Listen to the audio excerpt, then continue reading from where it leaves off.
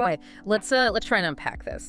There's a lot coming out of the Sean Diddy Combs federal trial. Mm-hmm. And one detail from Cassie Ventura's testimony really stands out. It's quite complex. Yeah, what's specific? She talked about 211, said she was supposedly on a break from Diddy Right. and actually dating Kid Cudi, Scott Mescudi. Okay. But, and this is the thing, she testified she was still having these encounters she called freak-offs with Diddy during that same time. Wow. Okay. Yeah, that immediately, like you said, complicates the picture. Right. It just throws a massive curveball into understanding their relationship then. And that's what we really want to dive into today. Absolutely. Yeah. Because you have these incredibly serious federal charges against Combs, sex trafficking, racketeering. Transportation for prostitution, it's heavy stuff. Exactly. Yeah. And Cassie, well, she dated him from around 2007 to 2018, so she's obviously a key witness for the prosecution here. Yeah, and just so you know where we're getting this from, we're looking at reports from TMZ, Newsweek, covering the testimony. And some direct excerpts we've seen from the court proceedings themselves. So the mission here isn't just to, repeat the headlines. No. We want to get into the details of her account, especially this 2011 period with Kid Cudi involved. What does it tell us? What does it tell us about the power dynamics, maybe? The obligations she felt? Exactly. Why did this happen? Well, the first thing that jumps out is that whole break concept she mentioned. Right. She testified, yes, break from Diddy, dating Kid Cudi, all in 2011. But she also mentioned using a burner phone to talk to Kid Cudi. So keeping it secret. Precisely. That suggests, pretty strongly I'd say, that she knew Diddy wouldn't react well. It points towards maybe fear or control being present already. Yeah, that makes sense. And then her explanation for the freak-offs continuing, she said they were her job. Her job. That phrasing is stark. It really is. It really frames it as something maybe not mutual, not romantic, but, well, compulsory. Yeah, an obligation. And she also added she wasn't even sure if Diddy knew they were on a break. Which tells you a lot about the communication, or lack thereof. And the power imbalance, definitely. So, how did it all come out? How did Diddy find out about Kid Cudi? According to her testimony, he found out while going through her phone Okay. during one of these freak-offs. Wow. Okay. And his reaction? Deeply disturbing, allegedly. She testified he threatened to blow up Kid Cudi's car. Blow it up. Seriously. Yeah, and the detail she added was that he wanted Cudi's friends to watch it happen. That's chilling. Just incredibly disturbing. And was it just a threat? Well, that's the thing. Cassie's lawsuit from 2023, the one settled for a reported $20 million. Yeah. It apparently included the claim that Kid Cudi's car did explode. No way. Yes, and that the incident was actually reported on at the time, even by the New York Times, reportedly. So the alleged threat seems to have carried some serious weight. It wasn't just talk. It certainly adds a terrifying layer to her testimony about his words. And there's another twist here too, right?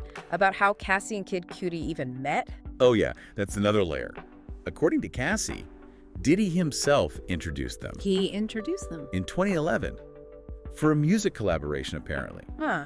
And then, they started dating after that introduction. So the person who allegedly made these threats was the one who connected them in the first place. That's kind of jarring. It really is. It paints a very tangled picture. And what happened to Cassie and Kid Cudi's relationship after these alleged threats? She testified she ended it because it became, in her words, too dangerous. You can only imagine the fear involved if that's the reason. Breaking up because you feel unsafe. Absolutely. Now, I have to look at the other side too. The defense. How are they handling this? Right. What's their strategy? Well, the defense attorney, Ana Maria Esteval, seems to be pushing a very different narrative, trying to portray Cassie as an enamored girlfriend. Enamored. Yes, and even an enthusiastic fetishist. Okay, that's quite a different characterization, clearly trying to undermine her credibility. Exactly. It's a clear tactic. They're challenging her version of events, trying to redefine why she was involved in these encounters. And they brought up text messages. They did. Texts about arguments, apparently about cheating. And the defense highlighted that Diddy often brought up Kid Cudi in these texts. Trying to frame it as, standard relationship jealousy, not coercion. That seems to be the angle. That this was about infidelity, jealousy, maybe volatile emotions, but not necessarily abuse or control in the way the prosecution suggests. They also mentioned her later relationship with Michael B. Jordan. Yeah, suggesting that relationship was maybe intended to provoke Diddy, again, framing it within relationship dynamics, however messy. It's all about framing intent, isn't it? And perception. Absolutely. And they've also addressed Diddy's drug use, suggesting it was mutual within the relationship, trying to position him perhaps as also struggling with addiction, maybe lessening his culpability in their eyes. So portraying him as a victim of addiction himself, in a way. Potentially, yes. This seems part of their narrative. And did they present those text messages in court? The ones showing affection? Reports indicate yes. Messages where Cassie apparently expressed desire, talked about trust in their sexual relationship. Things like wanting to be uncontrollable, needing safety to be more open. Exactly. Texts like that. The defense is clearly using those to argue this was consensual, maybe even driven by her at times, bolstering that enthusiastic participant idea. But then you contrast that with the rest of her testimony about her emotional state, the alleged abuse. It's hard to reconcile. It is. She talked about having horrible flashbacks just last year in early 2023. To the point where she felt her husband could do this without me and tried to walk into traffic. That's what she testified. And she alleges being forced into, she said, hundreds of these freak-offs. Ow. Through beatings, she claimed, and blackmail. Threats to release recordings of them. That's coercion, plain and simple, if true. And the toll she described.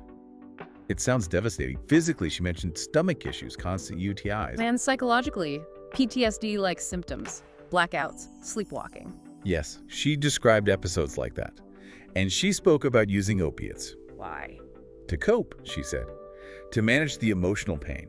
And also to come down from stimulants she alleges were used during the freak-offs. That paints a picture of extreme distress. It doesn't sound like someone enthusiastic. Not at all. And there was that incident she described from 2018. Yeah? Putting a kitchen knife in her door handle. Why does she do that? Because, she testified, Diddy kept showing up unannounced, angry. It suggests a real level of fear. Yeah, clearly. And then the most serious allegation, perhaps, the alleged rape in 2018. This was after they had supposedly broken up. Yes, after what she called a closure conversation. And she was already seeing her now husband at that point. So you have these incredibly grave allegations on one side. And the defense trying to paint a picture of a complex, maybe toxic, but ultimately consensual romantic and sexual relationship on the other. Did the defense ask her about love, whether she loved Diddy? They did. Asked if she loved him, if she thought he loved her. She apparently said yes to both. And described what attracted her initially. Yes. Which, again, the defense likely uses to humanize him, suggest reciprocity, maybe muddy the waters. It does show how complex these situations can be, especially in potentially abusive relationships. Feelings aren't always black and white. Not at all. Love, attachment, fear, obligation. They can all coexist, unfortunately, and the defense seems to be leveraging that complexity. So let's step back. Why does all this matter? Why focus so much on this testimony? Well, fundamentally it matters because Sean Combs is facing extremely serious federal charges. This isn't just about celebrity drama. Right. Lies and potential crimes are involved. And Cassie's testimony is absolutely central to the prosecution's case against him. Her account is critical evidence. And the cross-examination is still going on, right? So more might come out. That's right. It's ongoing. But what we've heard so far presents this deeply troubling narrative, and you see the battle lines drawn clearly. Especially with the defense's opening statement, framing it all as love, jealousy, infidelity, and money. Exactly. They're setting it up as a messy personal dispute, perhaps financially motivated? While the prosecution, through Cassie, is alleging a pattern of abuse, control, and serious criminal acts. It's a fundamental clash of narratives. And how the jury interprets Cassie's testimony, especially these complex parts about 2011, will be hugely important. Okay, so let's try to pull together the main takeaways from this part of the testimony. Sure. I mean, first, the sheer complexity of that 2011 period, the overlapping relationships, the freak-offs continuing while dating someone else. And the stark power dynamics suggested by things like the burner phone, the alleged threats against Kid Cudi, her feeling it was her job. Definitely. Then you have the two starkly contrasting narratives in court. Cassie as an enamored girlfriend versus Cassie as a victim of severe prolonged abuse. Polar opposites. And finally, the immense personal toll she described, the physical health issues, the psychological trauma, the fear. It really leaves you with some heavy questions to think about.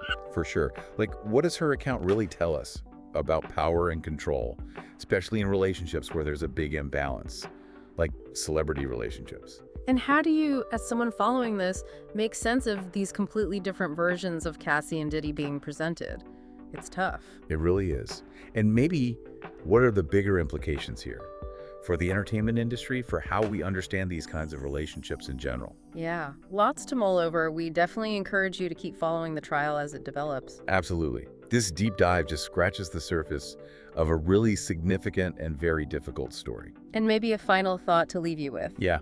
In this world where we see so many curated celebrity images, so many public personas, testimony like Cassie's really forces us to think about the hidden realities that might be behind them, the stuff we don't see. And the lasting impact those hidden experiences can have on people's lives. It's a sobering reminder.